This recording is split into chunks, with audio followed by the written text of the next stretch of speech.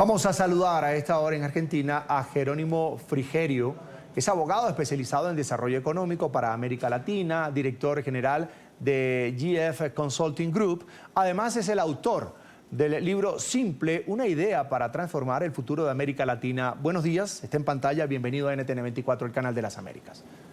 Muchas gracias, Carlos. Buenos días para vos, para Diana y para toda tu audiencia. Es un gusto. Cada vez que se viene una cumbre como esta, una reunión como la de Davos, el Foro Económico Mundial, la gente se pregunta, ¿realmente sirve para algo? ¿Le dejará algo a la sociedad un encuentro como este que cuesta mucho dinero, en el que se discute, entre comillas, una planificación de alguna manera para evitar, en el caso del 2023, una recesión económica? ¿Cómo ve Jerónimo Frigerio esta edición, después de 2 años de receso, del Foro Económico Mundial?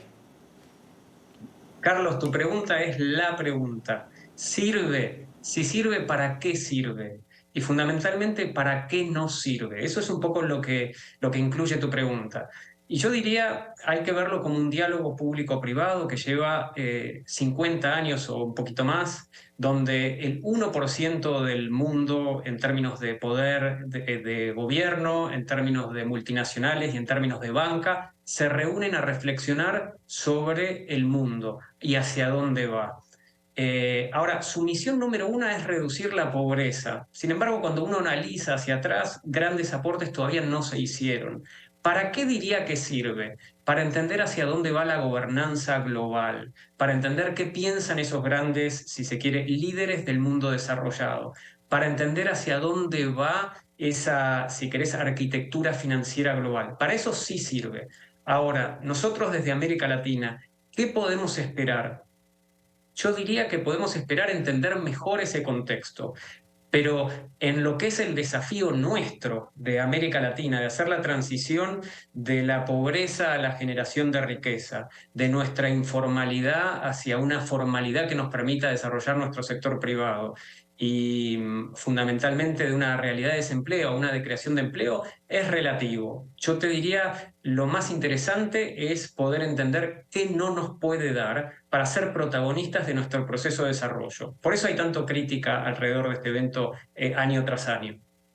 Jerónimo, este foro de Davos, esta reunión en Davos, no solamente llega después de 2 años de pandemia, sino también después de 1 año de guerra, de conflicto armado que ha repercutido a nivel mundial. Se llega al foro diciendo que se temía por una recesión global en este 2023. Algunos economistas que están presentes en Suiza dicen no será una recesión como tal, sí hay un amortiguamiento, pero igual se verán graves consecuencias por este conflicto. En verdad, podemos decir que este 2023 el mundo no entrará en una recesión general como era el temor de la mayoría de las economías. Mira, Diana, en tu introducción haces precisiones muy grandes y muy puntuales que son clave para entender si va a haber o no recesión. ¿Estamos ante el inicio de un cambio de era? Es decir, después de 2, 3 años de pandemia, ¿realmente la inteligencia artificial está modificando los modelos productivos del sector privado? Eso es una pregunta que no está claro. ¿Estamos ante un cambio del orden global? Y esta guerra que estamos viendo es en algún punto producto de eso. Es decir, estamos ante el fin del ciclo de Estados Unidos como gran potencia mundial y la emergencia de China. Eso es lo que vamos a ver en los próximos 10, 15 años. Realmente, ¿cuál es el lugar de Rusia en ese modelo productivo? ¿Cómo va a terminar siendo el Brexit para el Reino Unido? ¿Cómo los países emergentes nos vamos a reinventar? Y cuando vas al tema por ejemplo, de la recesión, cómo todo el mundo informal, es decir, el modelo productivo informal, te recuerdo que el 50% se estima de las economías de América Latina van a integrarse en la formalidad. Y cómo las nuevas tecnologías, sin ir más lejos, todo el mundo cripto va a convivir con lo que serían las monedas fiat. Todas esas son preguntas que van a impactar directamente o indirectamente en estas respuestas. Hoy por hoy lo que sabemos es, 1, hay enorme incertidumbre y 2, yo diría, las democracias modernas han sido mayoritariamente ineficientes en la prestación de servicios para generar desarrollo económico. Entonces, la pregunta es, ¿podrá evitarse la recesión en los próximos años o en el próximo año? Parece difícil. Pero creo que la gran pregunta para América Latina es, ¿cómo en este mundo tan desordenado, siendo nosotros expertos en convivir con el desorden, podemos aprovechar la oportunidad para justamente hacer las reformas que tenemos que hacer y en este desorden global aprovecharlo como una oportunidad para innovar en nuestro propio desarrollo económico, más allá de lo que se habla en Davos, pero entendiendo hacia dónde va el mundo que propone Davos? Jerónimo, habla usted de un desorden global. En medio de ese desorden global están tendencias políticas diferentes. Por ejemplo, en América Latina mayormente gobierna la izquierda. ¿Cómo hacerle entender a los gobernantes que las ideologías políticas no deben de alguna manera afectar o terminar afectando económicamente a su pueblo, a su gente, a los ciudadanos? ¿Qué deben hacer esos gobiernos o esos presidentes que van a ir a Davos para proteger a su gente, más allá de cumplir con la protección de la ideología política o el plan político que se tenga en su país?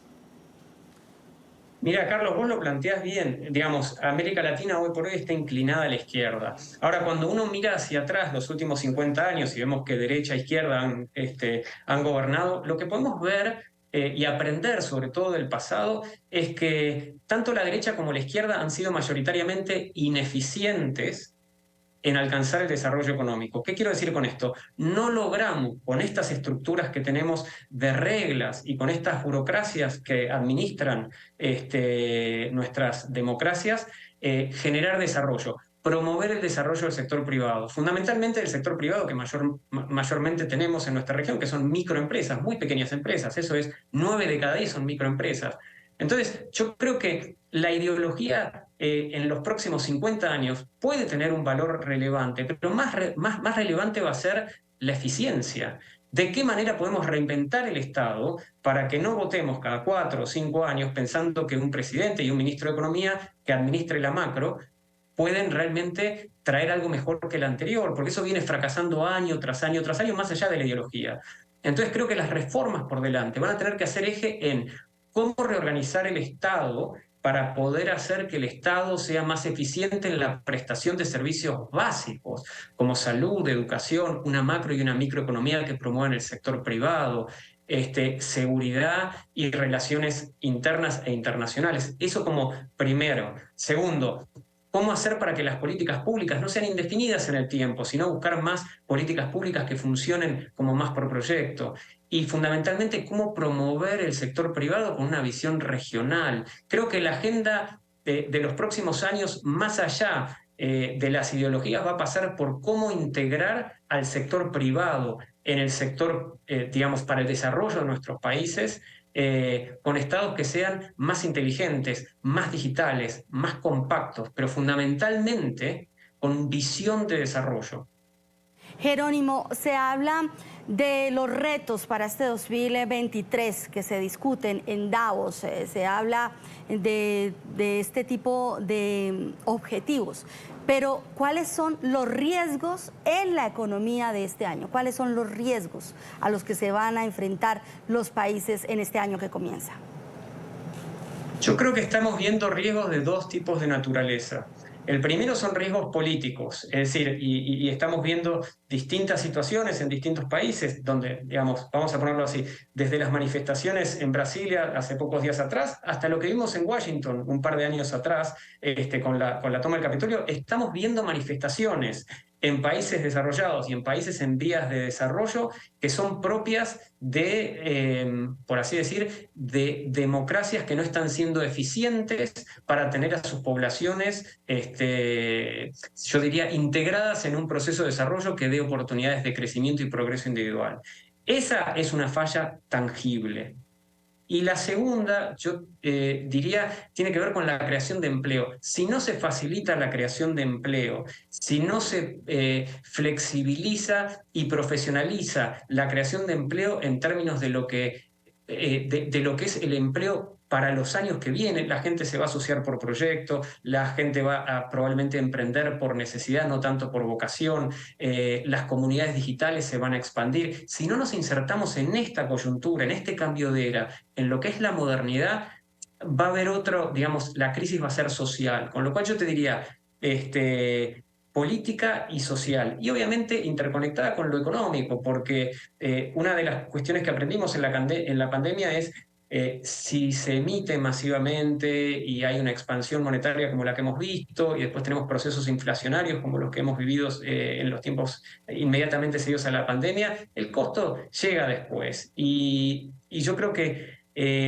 todo este contexto extraordinario que hemos vivido los últimos 3 años nos invita a que veamos estos riesgos que vos mencionás como una oportunidad de innovación y de reforma. Si no innovamos, el riesgo se cristaliza. Si innovamos, el riesgo es la oportunidad de evolución, de innovación. No hay en general progreso sin este dolor que implica este riesgo que tenemos tan inminente como una comunidad internacional y también como comunidad regional.